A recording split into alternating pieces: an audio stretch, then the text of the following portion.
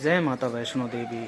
आप उस गेट के दर्शन कर रहे हैं जिसे माता वैष्णो देवी का मुख्य द्वार कहा जाता है। यहीं से प्रवेश यात्रा की शुरुआत होती है, यहीं से वो गेट पास की शुरुआत होती है और यहीं पे आपकी चेकिंग होती है और यहीं से आप यात्रा की शुरुआत करते हैं माता रानी के लिए। प्रथम पड़ाव एक तरीके से आप मान सकते हैं यही होता है। श्री माता वैष्णो देवी की यात्रा मेरी सफल रूप से यात्रा माता रानी की कृपा से रही और अब मैं यहाँ से जब बाहर की तरफ निकल रहा हूँ तो कुछ इस तरीके का नज़ारा हमें देखने को मिलता है। एक बार कमेंट में जय श्री माता वैष्णो देवी ज़रूर लिखें। फेसबुक पे देख रहे हैं तो मुझे फॉलो कर लें, यूट्यूब पे देख रहे हैं तो चैनल को सब्सक्राइब कर लें, सिर्फ भक्ति वीडियो के लिए ही।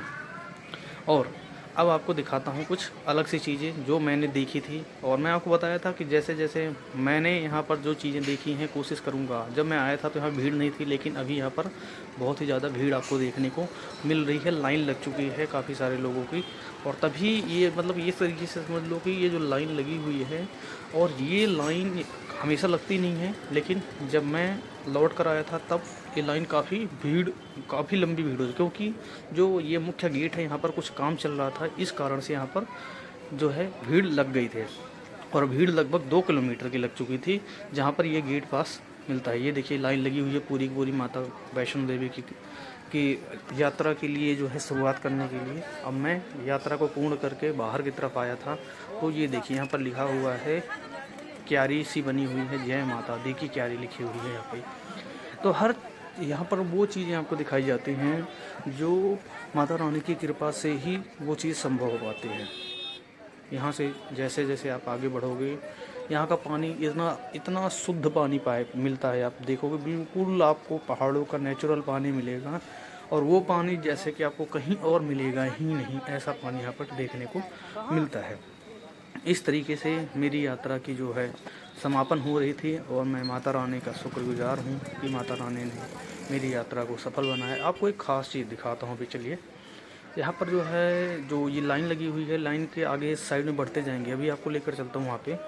आपको जो है सेब का पेड़ दिखाऊंगा और सेब के फल भी उसमें लगे हुए हैं, वो भी दिखाने वाला हूँ। कहते नहीं जम्मू कश्मीर में बहुत ज़्यादा फल होती हैं, खास शिमला में पहाड़ी इलाकों में खासकर बहुत ज़्यादा होती है सेब वगैरह के फल, लेकिन उससे ज़्यादा ये देखो कि माता रानी के दरबार में कितनी ज़्यादा भीड़ है। आज वहाँ से मैं चलते हुए आ रहा था और ये लगातार भीड़ आप देखो तो बढ़ती हुई जा रही है और ये भीड़ इतनी ज़्यादा है कि आप सोच भी नहीं सकते हैं कि मतलब कितने सारे लोग अभी लाइन में लगे हुए हैं, क्योंकि सिर्फ एक कहीं पर एक छोटी सी रुकावट आती है और भीड़ शुरू हो जाती है। वहाँ पे बारिश आती है तो लोग रुकना शुरू हो जाते हैं कहीं ना कहीं।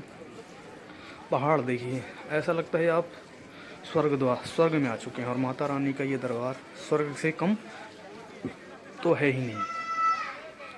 तो अभी आपने देखा जो भीड़ थी, उस भीड़ के साथ साथ में जो पेड़ की क्यारियाँ लगी हुई थी वो सारे के सारे जो है सेब के पेड़ थे। और ये देखिए हम उस रास्ते से बाहर की तरफ निकलते हुए जा रहे थे। रास्ते में राइट साइड में एक और मंदिर हमें देखने को मिलता है। यहाँ पर जाने के बाद प्रसाद लोग अलग अलग जगह से लेते हैं, लेकिन कुछ जगह जो है ज़्यादा फेमस है, वहाँ पर अच्छा प्रसाद मिलता है। अखरोट वगैरह जो वहाँ की चीज़ें हैं वो काफ़ी सारी चीज़ें जो है अच्छी मिलती हैं। तो मेरे को किसी ने बताया था एक जगह थी, वहाँ पर आप चले जाना तो वहाँ पर आपको प्रसाद वगैरह अच्छे मिल जाएंगे। और मैंने सरकारी तो वहाँ से प्रसाद ले ही रखा था, और लेकिन थोड़ा सा कुछ ड्राई फ्रूट्स वगैरह लेने थे, इसलिए मैं थोड़ा सा ये देखिए सामने माता रानी का एक दर्शन कीजिए आप। नीचे से लगता है कि ज़्यादा दूर है नहीं पास में, लेकिन जब आप चढ़ाई करने की शुरुआत करते हैं तो आपको लगता है कि आपको चढ़ना ही पड़ेगा और कोई आपके सामने ऑप्शन नहीं है। माता रानी की दया से देखो किस तरीके से नगर बसा हुआ है, पूरा का पूरा नगर जो है पहाड़ों में बसा हुआ है माता वैष्णो देवी की कृपा से। और यूँ ही मैं भी यात्रा को संपूर्ण करते हुए माता रानी को याद करते हुए मैं अपनी यात्रा को आगे बढ़ाता हूँ। और सामने देखेंगे तो यहाँ पर जो ऑटोज़ हैं, ऑटोज़ लगभग 2 से 2.5 किलोमीटर की इनकी भी लाइन लगी होती है। इनके भी नंबर आते रहते हैं और ये आगे आगे बढ़ते रहते हैं। तो इस तरीके से इसी रास्ते से मैं गया था ऊपर की साइड और इसी रास्ते से मैं नीचे की साइड भी आ रहा हूँ। यात्रा की शुरुआत भी यहीं से हुई थी, यात्रा का अंत भी। यहाँ भी जो गायें, मैं बताता हूँ, गाय की जो हाइट होती है बहुत ही कम होती है यहाँ पर। ये देखिए गाय वगैरह खड़ी हैं।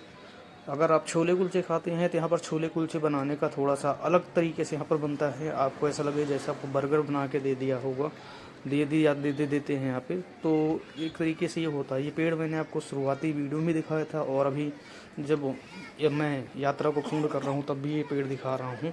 जैसे यहाँ से लोग शुरुआत करते हैं अपनी चुनरिया वगैरह जो भी जिनके पास होती है वो बांधते हुए चलते हैं।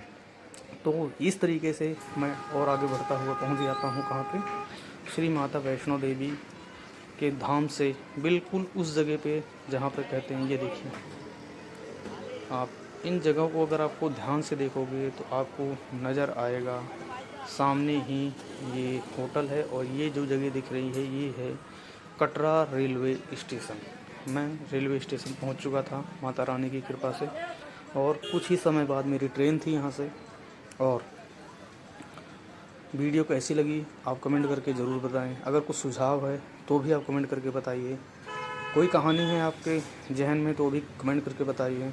और अगर चैनल को सब्सक्राइब नहीं किया तो चैनल को सब्सक्राइब कर लें, और फेसबुक पे देख रहे हैं तो मुझे फॉलो ज़रूर कर लें। जय श्री माता वैष्णो देवी।